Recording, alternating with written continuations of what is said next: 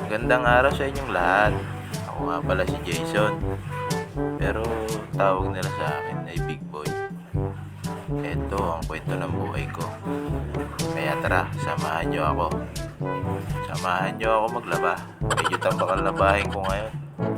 2 linggo kasi hindi nakapaglaba. Kaya ano pang iniintay ko?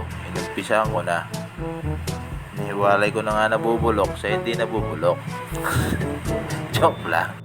At ito nga pala ang gamit kong sabon. Kala. Kala ko siya maglalaba. Ako pala.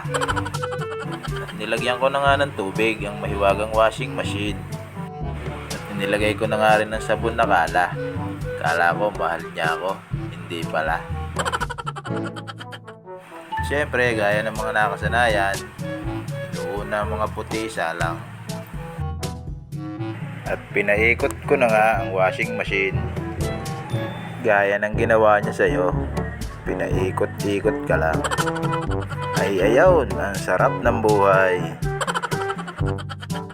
At habang nagpapaikot ako, ay may narinig ako sa labas. Sigaw ng sigaw. Kaya lumabas ako. Akala ko'y lasing na nag-aamok. Si Ino lang pala.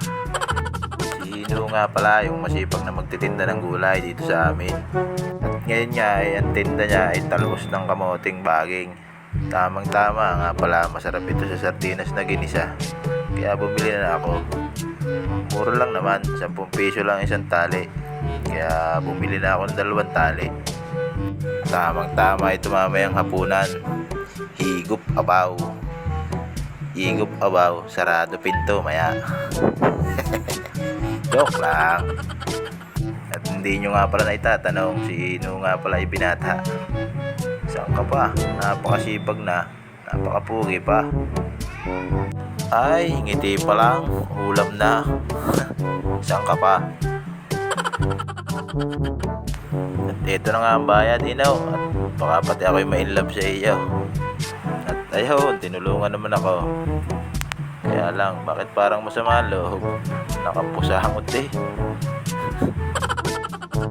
Sigit mamaya ako'y babawi sa iyo. Ikaw naman ang lalabang ko. Biro lang. Ay, may biro-biro bang baon?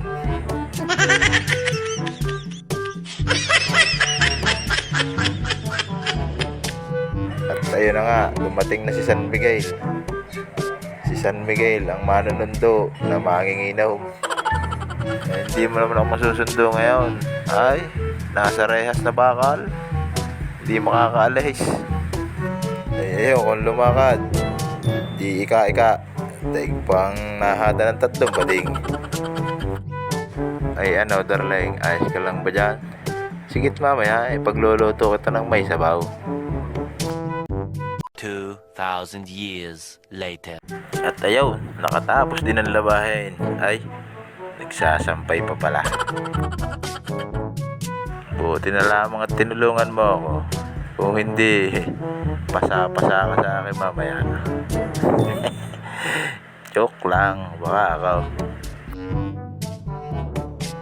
O siya, at ako'y lalabas muna at makabili muna ng lutong ulam. Mamaya na tayo magluto. At ito nga pala yung motor ko. Baka may napapaibig. Bahala ko na kasing ibenta to eh. Kaso pag sinasabi ko sa asawa ko, ako daw ang ibebenta, hindi yung motor.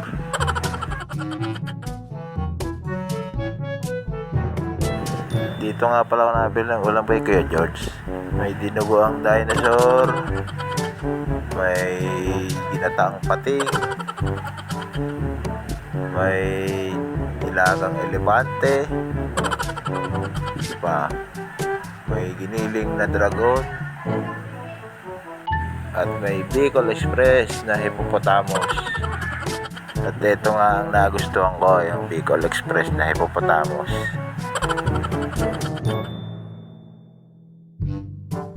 So ayun guys, kain na tayo. Maraming salamat sa inyong panonood. Paki-follow na rin po at paki-share. Maraming salamat.